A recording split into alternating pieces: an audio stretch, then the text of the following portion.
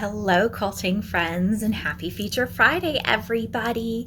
Thank you guys so much for joining me today in my sewing studio. We are working on our Barbie quilt that we looked at last week when we loaded and organized some designs. And today we are going to start with our top border and add in our corners and that top border. So we are going to get started. I am going to show you what we're going to look at today, and then I'm going to put you up on my tripod so you can actually see me move the full distance of the quilt with my machine as we set the layout, and then we'll add our designs in together. I'm going to turn you guys around and we are going to get started. All right, so remember we've got our hot pink, black, and white Barbie quilt, and last week we added some designs in, and I said that I wanted to do some designs in my border that I've got here, and I had a corner design and then another design that was just for the border. They are swirly looking. They go together as a set. I am going to set the corner all the way across the top and then the other corner. So my layout box is going to be kind of a large horseshoey looking U-shaped thing.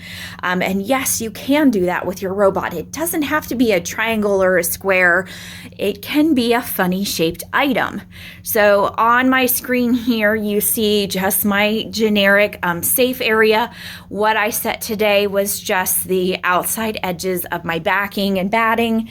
Just here, I did not do my whole frame because I've got plenty on each side, and I didn't need to go that big, especially with all my custom quilting, and I don't plan on saving anything, so I won't need my point of origin.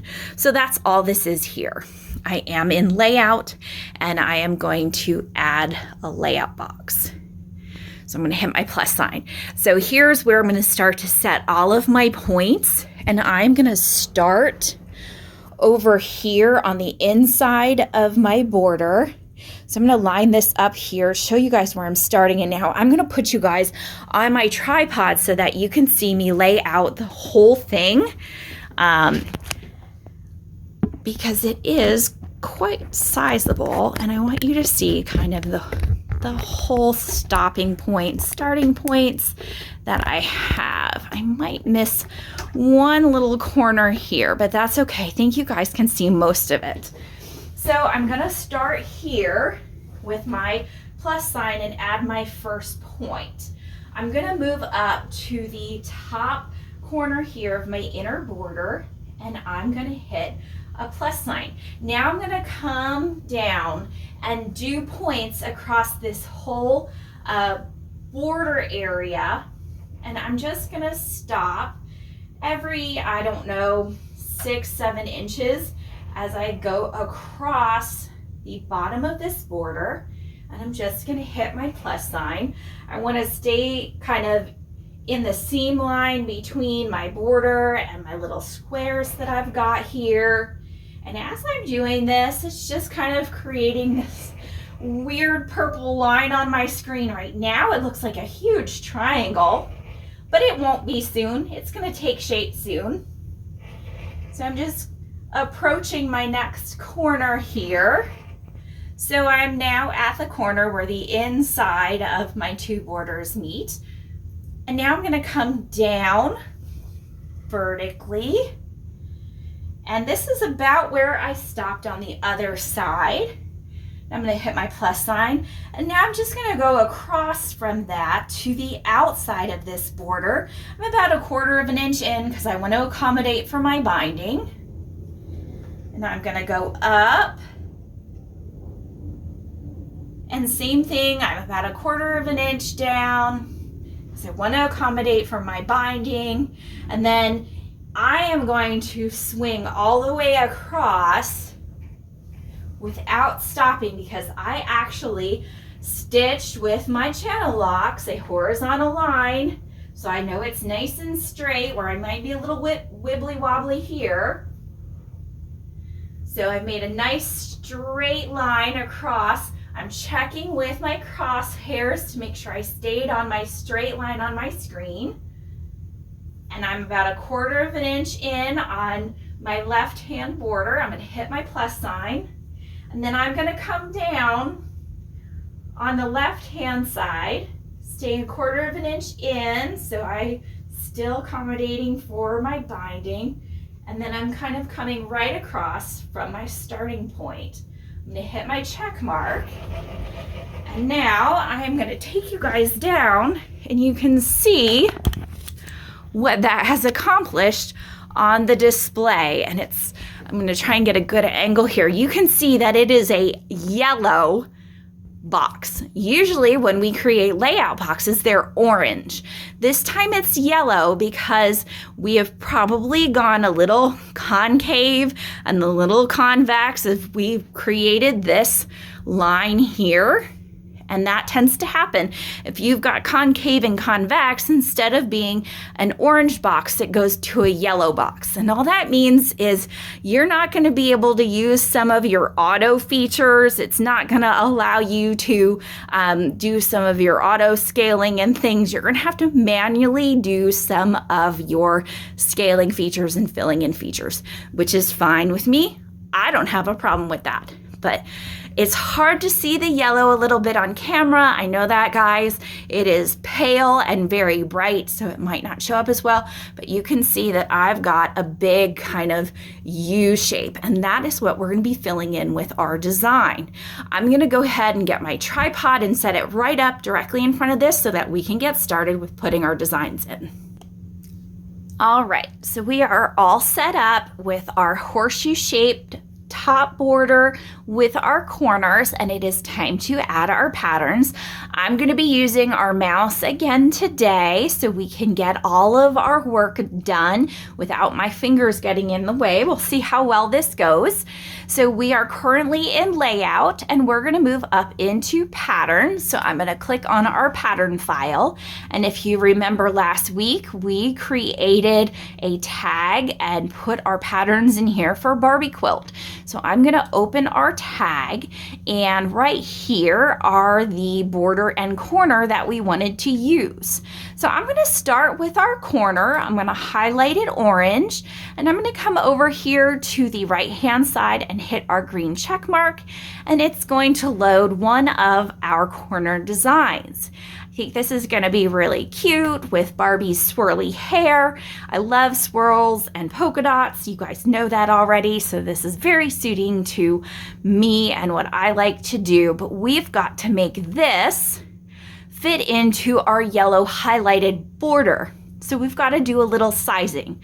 You can use your scale feature over here on the right hand side, or what I'm going to do is click on my design, and I'm going to use my blue nodes to scale a little bit.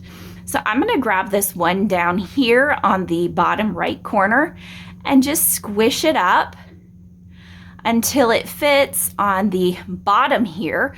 So now my design box that's around my pattern fits just inside my yellow horseshoe pattern box.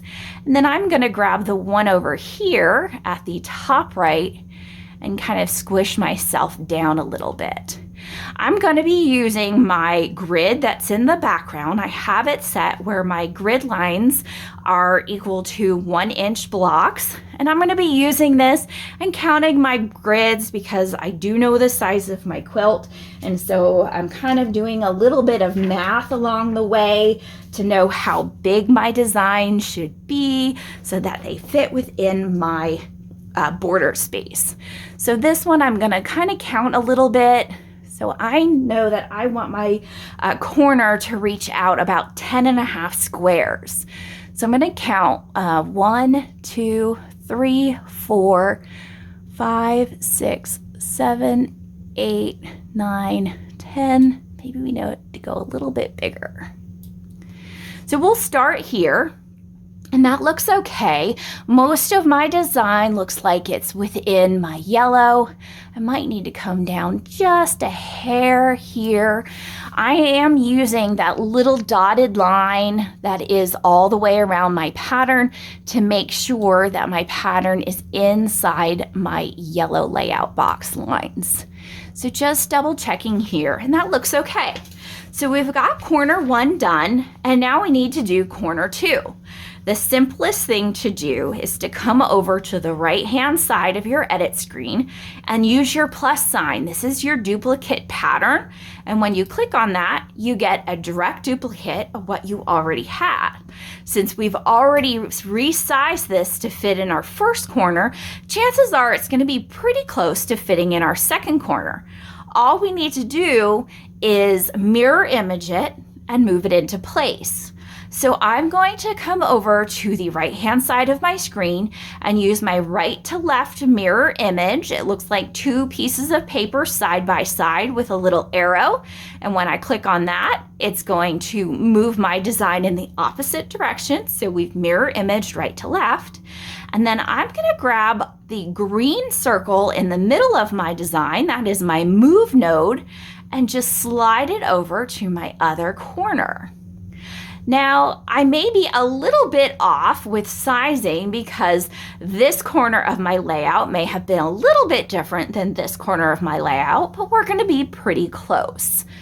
I think I can come down just a hair on this end.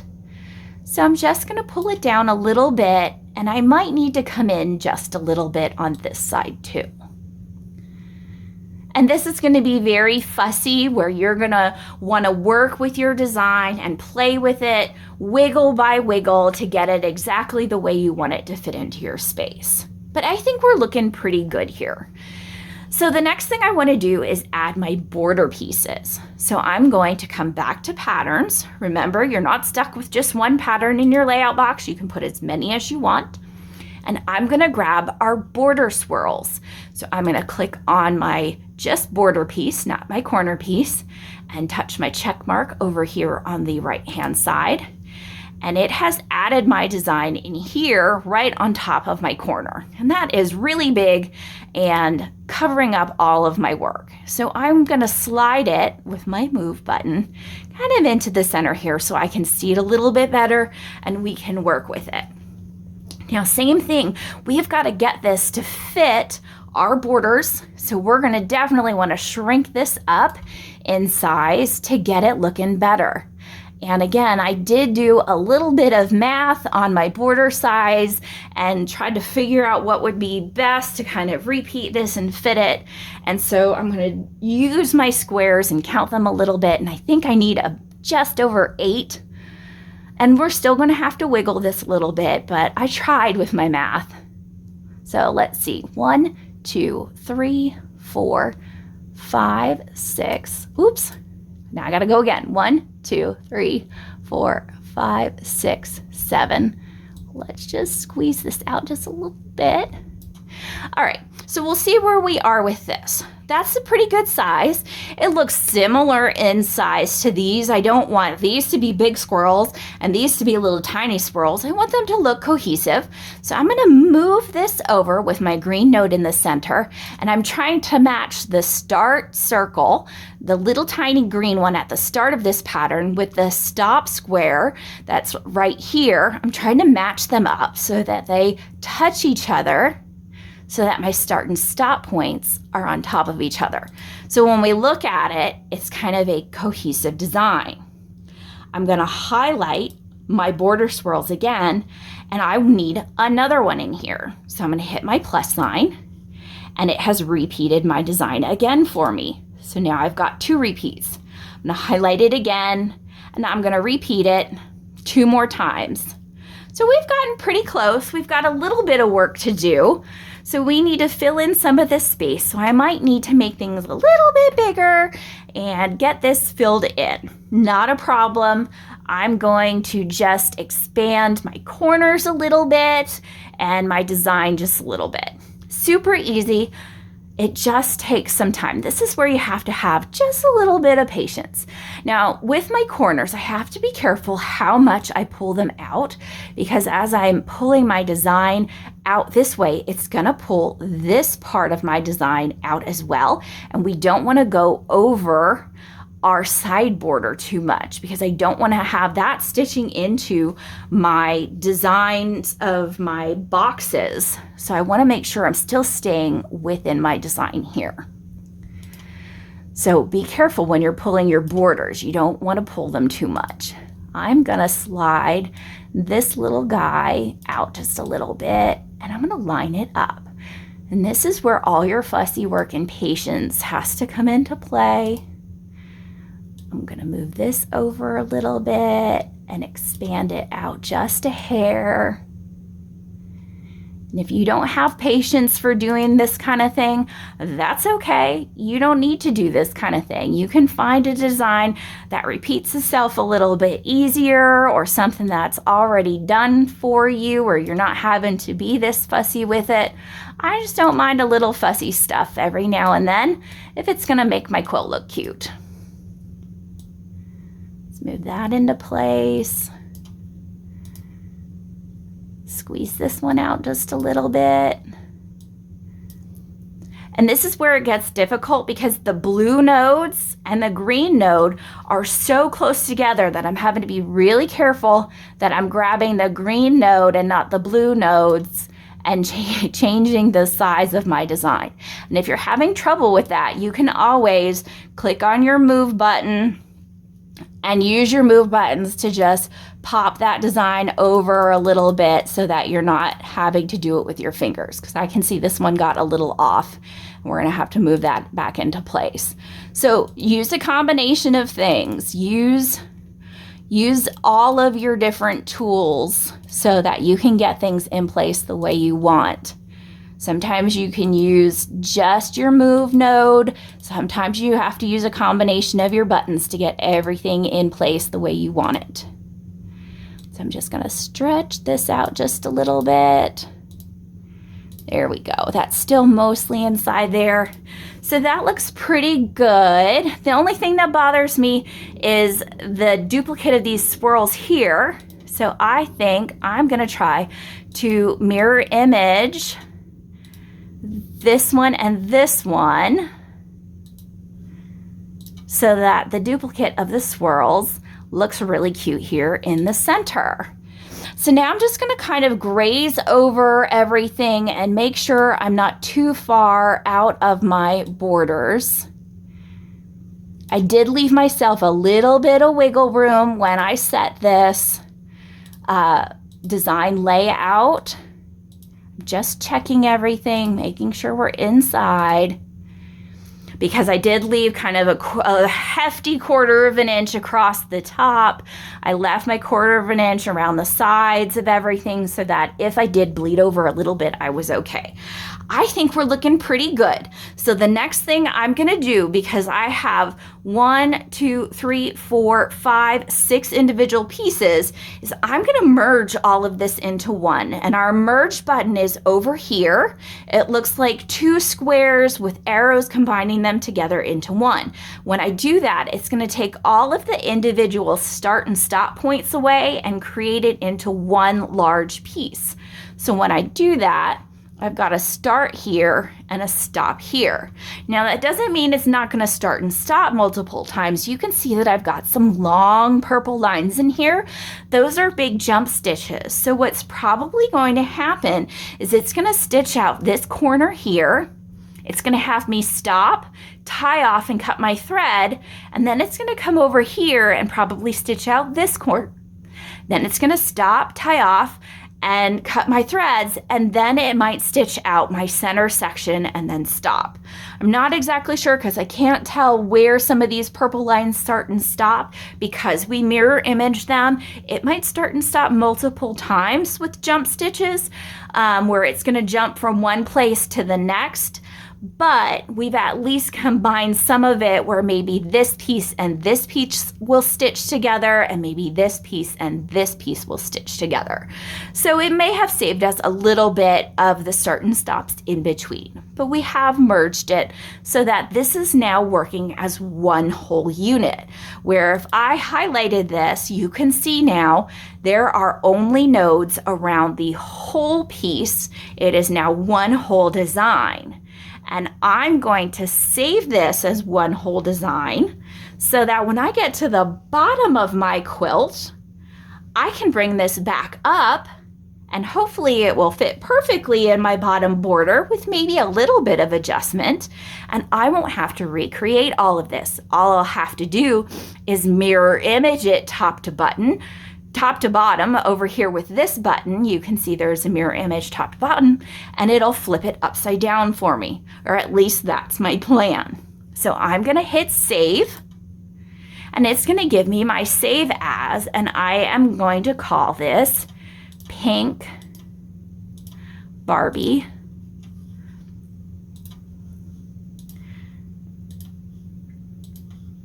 Quilt. I'm a little bit faster at this when I'm typing on the keyboard than with the mouse. And I'm gonna hit my check mark, and now it is saved as Pink Barbie Quilt, so that I can bring this pattern back up later when I get to the bottom of the quilt, and I won't have to recreate all of this. All right, I think it's time for us to stitch this out and see what happens. I'm gonna hit my home button, I'm gonna engage my needle, and I'm gonna touch my green skittle to go. I'm gonna double check my needle is up, and I'll hit my green check mark, and we should be going to that little green dot at the bottom of my border. Just bring you guys out here, so hopefully you can see it. Oops, sorry. It's having me do a single stitch, and I'll hit my check mark, bring my bobbin thread up, and I'll hit my check mark, cycle my needle to lock my stitches, and hit my check mark. And now I'll turn my stitching on, and we will go. And I am using a hot pink thread to match my hot pink fabric so that this kind of blends in where I want it to, and then like a hot pink will stand out on my black or against my white with the polka dots. So I'm gonna let this stitch out a little bit, and we will come back and see how it looks together.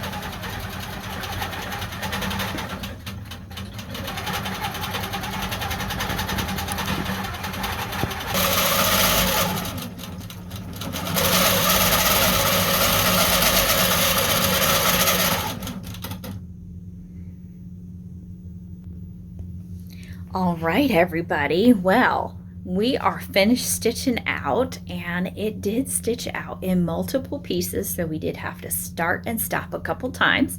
So I'm going to show you how that worked out, but I'm really happy with it. Let's take a look.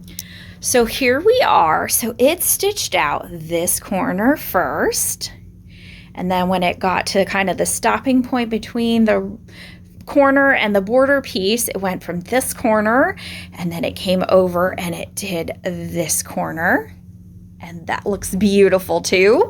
And then it came and did this piece and this piece, and then it jumped over and it did this piece and this piece. So I think it's all a matter of kind of how you add in your pieces and in what order they are when you merge, on kind of how it does everything. But I think as an overall look across our border, it's going to be really pretty. So I'm so pleased with how that turned out. Thank you guys for joining me today. I know that that was a lot of information on adding a border and a lot of fussiness on trying to get that right, but I'm so glad we took some time because all of our pretty little swirls stayed in the border where they belonged. Now, there are lots of different ways of filling in borders and sashings and all of these skinny little pieces as they go across your quilt top. You may do things differently than how I do things, and that is the beauty part of quilting. We all have our own ways of doing things, and no matter what we do, it always turns out beautiful. So if you've got a different way of doing this, go ahead and share it with the group. We're all here to learn. Thank you guys so much for joining me, and we will see you real soon. Bye-bye.